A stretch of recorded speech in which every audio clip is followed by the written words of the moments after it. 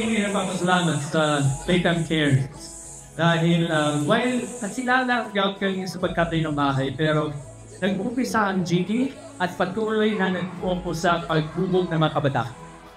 Hindi lang din ang karamihan pero ang GK is focusing on them. Kaya gusto natin bigyan ang kakataon din ng mga kabataan na mabago yung ibig sabihin ng playtime. And hindi lang ka-gadget, but also going out and also being with other kids and maybe potentially also develop their skills to both sila. So again, maraming salamat, Playtime Care.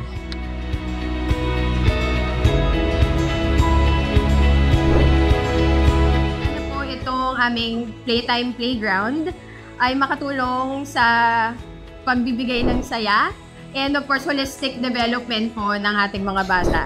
Maraming salamat po and enjoy kids sa inyong bagong playground.